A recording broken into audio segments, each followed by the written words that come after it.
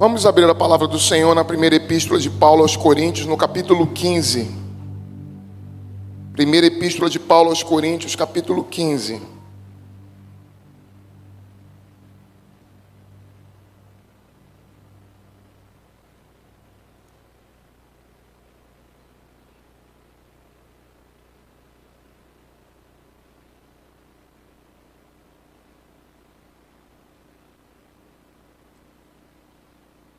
Vamos ler dos versículos 20 ao 28.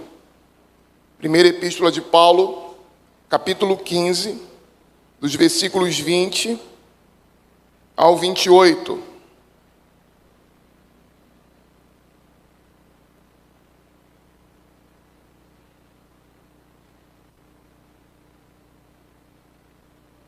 Palavra do Senhor, estaremos lendo essa palavra de forma alternada. Acompanhe, por favor, e leia os versículos ímpares.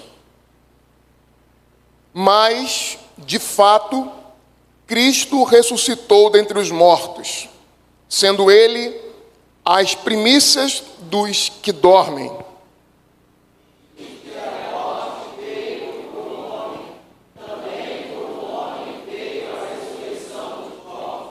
Porque assim como em Adão todos morrem, assim também todos serão vivificados em Cristo.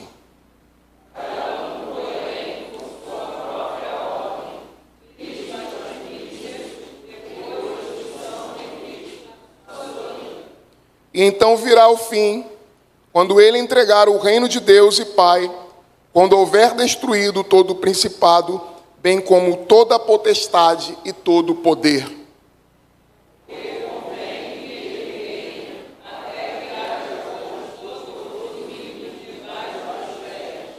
O último inimigo a ser destruído é a morte.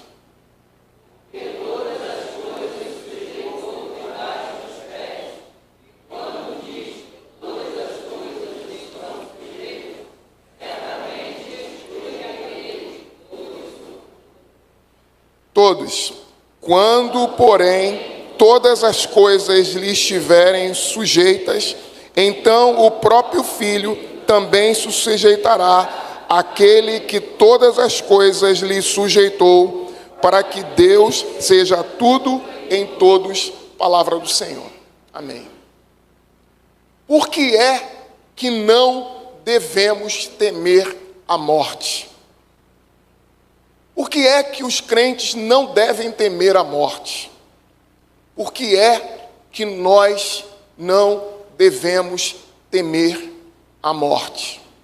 Sobre a morte, nós sabemos que ela é inescapável. Não há como escapar da morte. A morte não é algo opcional para nenhum de nós. A pergunta continua ainda. Por que é que nós não devemos temer a morte? Se ela é inescapável, se ela é, para mim e para você, algo que teremos que nos submeter, por que não temê-la? Por que não temê-la? Por que não se amedrontar? Por que não paralisar a vida aqui e agora, com a preocupação excessiva, com a preocupação obsessiva, com o medo da morte? É verdade, nós temos medo. E o medo é parte natural da realidade humana. O medo, inclusive, nos preserva. O medo, inclusive, nos mantém vivos. Porque temos medo, é que não nos lançamos de um prédio abaixo, achando que vamos chegar lá embaixo de forma segura. Temos medo. Sabemos que a lei da física funciona. Se nós nos lançarmos de uma altura muito alta, muito grande, a grande possibilidade é que nós venhamos a chegar lá embaixo totalmente quebrados e destruídos. A morte é inescapável. Mas ainda quero que você continue refletindo comigo. Por que então os crentes em Cristo não devem devem temer a morte. A morte, além de inescapável, ela é imprevisível. Inescapável, imprevisível. Você pode pensar, pastor, por que você está a falar sobre a morte num dia tão festivo, onde a igreja de Cristo está aqui reunida para celebrar?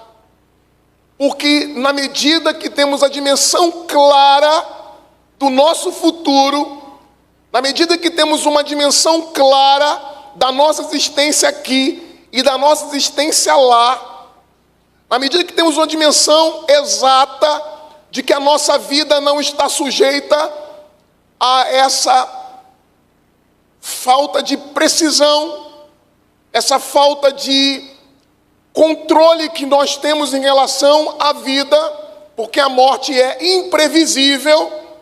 Se é imprevisível, alguns de nós podem ser tomados de medo e paralisados,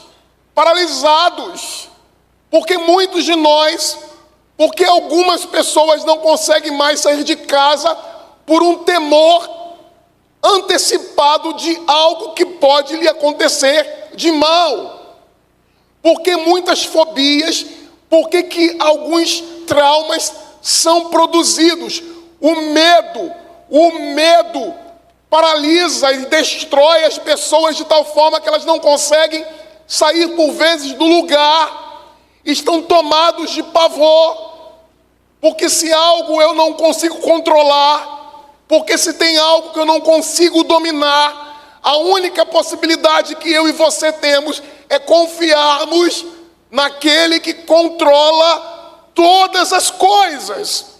Se eu sou incapaz, se eu sou impotente, se há algo que eu não domino por completo, se eu não tenho as ferramentas necessárias, não posso apertar os botões, não posso controlar com o meu controle da vida, eu preciso me submeter àquele que pode controlar todas as coisas, está sentado no trono e controla a vida e a morte.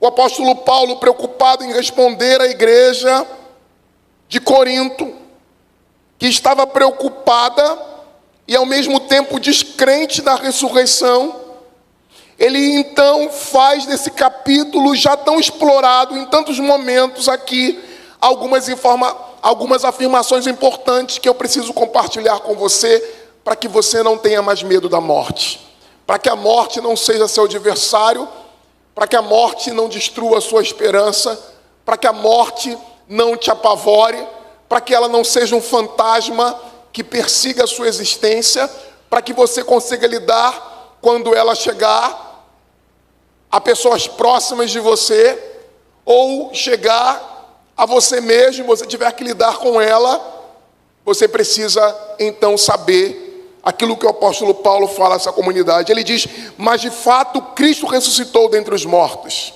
sendo ele as primícias dos que dormem. Mas de fato Cristo ressuscitou dos mortos, sendo ele a primícia dos que dormem. A metáfora, a imagem utilizada pelo apóstolo é a imagem agrícola, é a imagem do campo, de quem cultiva, de quem planta, de quem está plantando o milho, de quem está plantando o trigo, de quem está plantando uma grande colheita e que espera que chegue o tempo da colheita. O tempo da colheita vai chegar, porque é a lei natural da agricultura. Você planta, você cultiva, você trata de cuidar do solo, as plantas crescem até que deem fruto, até que chegue o tempo da colheita. O apóstolo Paulo está dizendo que a vida é exatamente igual. Chegará o tempo da colheita. Mas mais que isso, essa metáfora também serve para dizer que, assim como no campo, a primícia é uma antecipação do resultado final, que é a colheita. A primícia são os primeiros frutos a serem retirados. Os primeiros frutos, eles vêm como uma garantia de que a colheita inteira, ela chegará. Pense numa colheita de maçãs, pense numa colheita de milhos. E antecipadamente, antes do tempo chegar da colheita do milho, você consegue, nesses lugares, perceber que há, antes disso, uma colheita antecipada. O que está sendo dito aqui é: Jesus é essa primícia. São esses primeiros frutos que são separados. Antes que a colheita final aconteça, grãos são colhidos antes. E o apóstolo Paulo está dizendo que Cristo é essa primícia. Ele é a antecipação e a garantia de que na colheita final nós seremos completamente salvos e teremos os resultados do cuidado do nosso agricultor, do nosso Senhor, porque Cristo veio antes. A ressurreição de Cristo é a garantia de que também os santos que morrem em Cristo vão ressuscitar também. Amém? Cristo foi o primeiro a ressuscitar. E a garantia de que Cristo foi o primeiro a ressuscitar é para dizer: olha, Ele foi apenas o primeiro, mas Ele abriu para nós toda uma realidade de existência que agora Ele está e que também nós viveremos.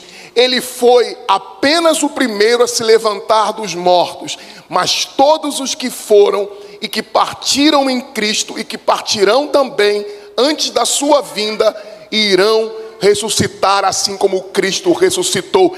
Para Paulo é igual 2 mais 2 é igual a 4. Se Cristo ressuscitou, também os que estão em Cristo vão ressuscitar. Se você crê que Cristo ressuscitou, então você precisa crer que Ele foi e veio como uma antecipação. Ele é o primogênito dos mortos. O primogênito é o primeiro filho. O primogênito chega primeiro. Os outros filhos virão. Para alguns. Alguns param no primogênito. Mas o primeiro filho vem, né? Não quero problemas em casa. Primogênito é o primeiro. Alguns param por aí. Mas é a garantia de que começou as bênçãos a chegar. O que Paulo está dizendo é: visto que a morte veio por um homem, esse homem que trouxe a morte foi Adão com o seu pecado. Adão trouxe a tragédia, trouxe a condenação, mas também, versículo 21, também por um homem veio o quê? A ressurreição dos mortos.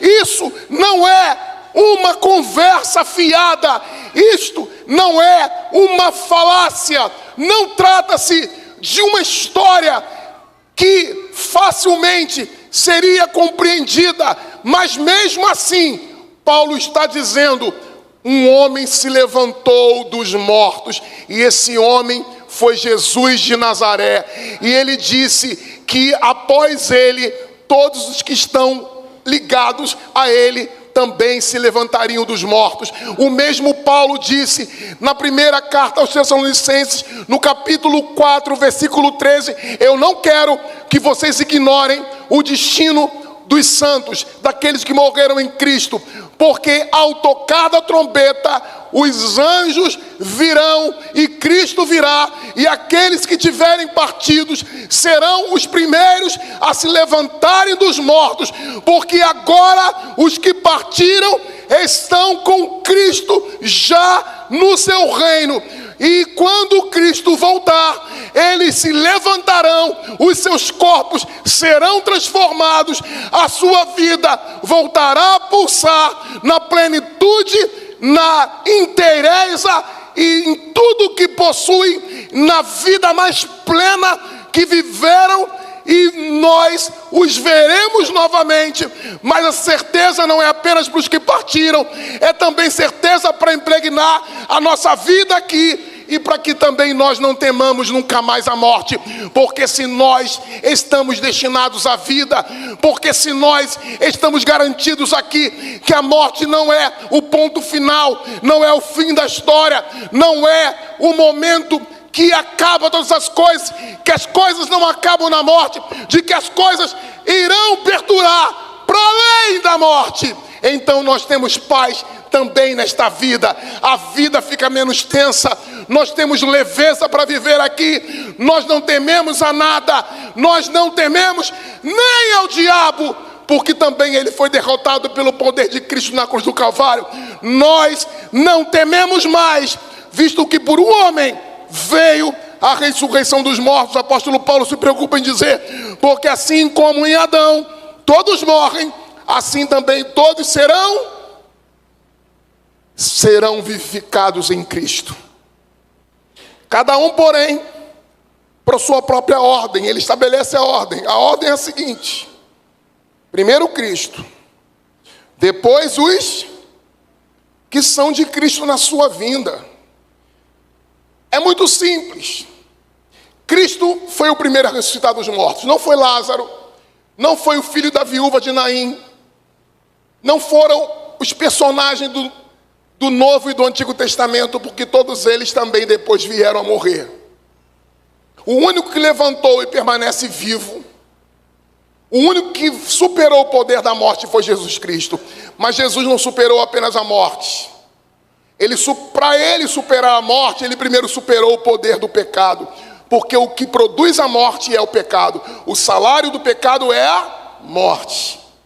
Cristo venceu, porque ele, sendo Deus e sendo homem, ele jamais pecou. Então, se ele jamais pecou, a morte não pode pôr as suas garras definitivamente sobre ele. Ela o fez de forma temporária. Ele permaneceu na sepultura durante 3 dias, mas no terceiro dia ele levantou-se dos mortos. A ideia de permanecer 3 dias na sepultura é para que todos percebessem que não se tratava de uma farsa, de que não se tratava de nenhuma estratagema dos discípulos para trazer glória ao nome do seu mestre. Não era algo que os discípulos poderiam utilizar-se para trazer para o movimento que eles estavam começando, que se tornou a igreja, um resplendor maior do que as outras seitas e religiões da sua época. Não, de fato Cristo havia morrido. Os discípulos se dispersaram, os discípulos o abandonaram. Apenas as mulheres e o discípulo amado, segundo o Evangelho de João, foi o único que se manteve ao lado de Jesus na sepultura durante os 3 dias. Todos se dispersaram porque a esperança deles havia ruído. Para eles não havia esperança alguma. Mas quando Cristo se levanta dos mortos, uma coisa é feita: a esperança é renovada. Se eu e você podemos olhar para a morte e sabermos que vamos ressuscitar dos mortos, o que vai nos fazer temer? O que irá nos tirar a paz? Nada podem fazer contra nós nesta vida que o próprio Deus não possa resolver. O máximo que podem fazer conosco é nos tirar a vida, porque a vida pertence a Deus e no último dia essa vida será resgatada. Então é por que nós não tememos a morte?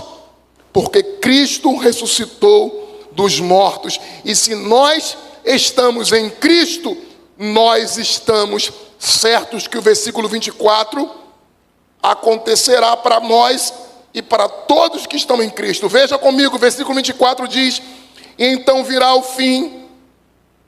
O fim não é a destruição, o fim não é o terror, o fim não é a escuridão, o fim para nós não é o caos. O fim para nós é os céus se abrirem os santos descerem e nós subirmos, porque nós somos a igreja de Cristo.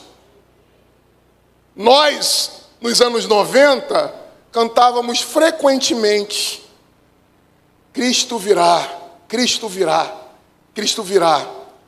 Final dos anos 80, início dos anos 90, ainda era um período muito difícil. Vieram os anos 90, os anos 2000, vivemos um período de prosperidade. Acho que a maioria das pessoas começaram a pensar: para que cantar breve Cristo virá? Eu lembro-me, ainda na adolescência, nós cantávamos breve Cristo virá e nós vamos ver o Rei. Nós cantávamos caminhando o voo para Canaã, caminhando o voo para Canaã, glória a Deus, caminhando o voo para Canaã. Muita gente esqueceu-se de que nós estamos caminhando para Canaã, estamos indo para os céus, estamos indo para a vida eterna, e estamos indo porque Jesus foi primeiro e preparou o nosso lugar. Muitos de nós ficamos tão apegados a esse glamour, a esse tempo de prosperidade. A vida melhorou, o progresso chegou, por mais que nós hoje tenhamos crise, mas comparado aos anos 80, aos anos 90, há um resplendor, uma vida boa que todos nós vivemos, e provavelmente muitos de nós esquecemos de cantar: breve Cristo vem e nós vamos ver o Rei. Qual é a certeza que eu tenho de que eu verei o Rei e de que eu estarei na vida eterna? Ele morreu por mim, levantou-se da sepultura e antes de subir aos céus, prometeu a todos nós que também nós estaríamos com Ele, de que as lutas que vivemos aqui, por mais duras e por mais difíceis que sejam, não podem frustrar e nem destruir a nossa esperança, porque a nossa esperança não está nesta vida, porque a nossa existência não se limita aos poucos anos dessa existência aqui na terra, porque por mais gloriosa que seja a vida aqui, por mais que tenhamos um tempo bom de prosperidade, de crescimento, de expansão, de vivermos as coisas boas dessa terra, nada se compara com a eternidade, com o eterno, com o Deus Todo-Poderoso, com a vida de lá. A vida de lá é maior do que a vida daqui. A eternidade é maior do que tudo que você conhece. Nós precisamos sonhar com a eternidade, sonhar com o dia do reencontro, sonhar com o dia de vermos o Mestre, sonhar com o dia de abraçarmos de novo os que partiram e agora estão na glória eterna, porque nós vamos ver o Rei.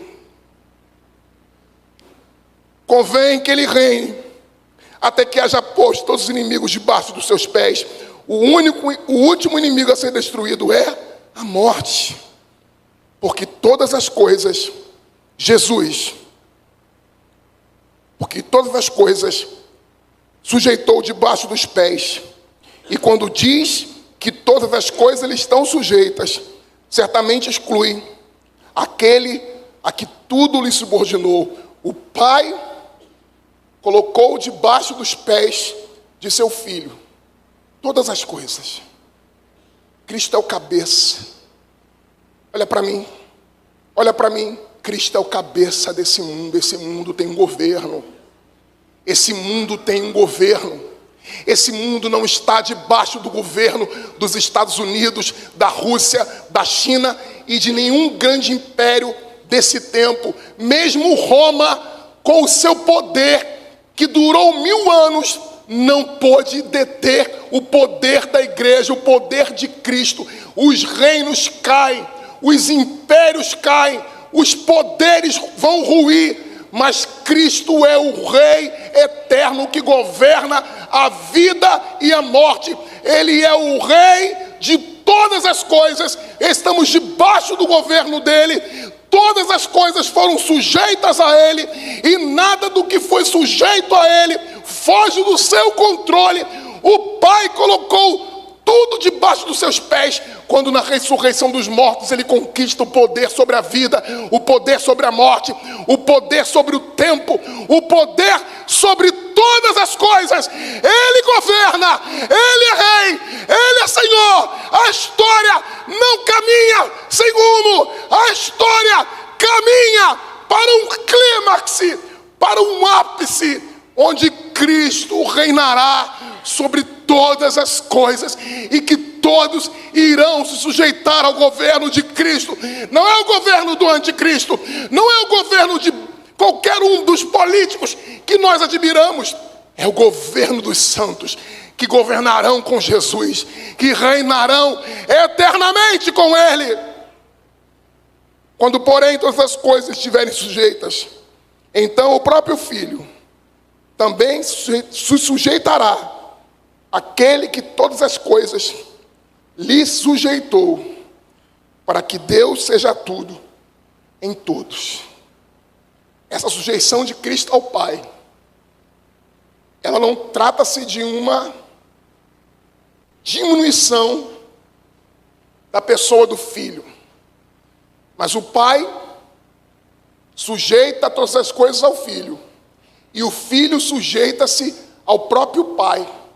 Um sujeita-se ao outro, porque há uma harmonia plena entre o Pai, o Filho e o Espírito Santo, e ambos cumprem o seu papel em resgatar a sua igreja, em cumprir e consumar a história de acordo com o propósito eterno de Deus. Há um propósito para o mundo, há um propósito para as nossas vidas, há um propósito para o cosmos, mas há um propósito pessoal que Deus vai cumprir na minha e na sua vida. Nossos dias, nossa história, as pessoas que amamos, as coisas as quais nós possuímos e temos, todo o propósito de Deus vai se cumprir no mundo e na minha vida. E eu termino dizendo: você não pode temer a morte, porque se você está em Cristo, você tem a certeza absoluta de que a morte já foi vencida. Ela foi vencida. Os poderes de morte foram vencidos. Nós não aguardamos essa vitória já é uma garantia. Nós não esperamos essa vitória, ela já se deu na ressurreição. Nós não tomamos posse ainda porque Cristo não voltou. Há um hiato entre o dia da ressurreição e o dia da segunda vinda, mas nesse ato nós não podemos perder a nossa fé e a nossa esperança. Nós não tememos a mais nada. A morte foi derrotada, o último inimigo foi destruído, o último inimigo foi destruído, que foi a morte. Satanás, os seus anjos, todo o exército do inferno estão sujeitos àquele a quem o Pai sujeitou todas as coisas, o Filho. O pecado foi vencido porque um homem perfeito, Jesus Cristo, venceu o poder do pecado. Nós não tememos, nós não abaixamos a cabeça, nós confiamos e aguardamos a vinda de nosso Senhor Jesus Cristo. Que Ele nos abençoe. Amém?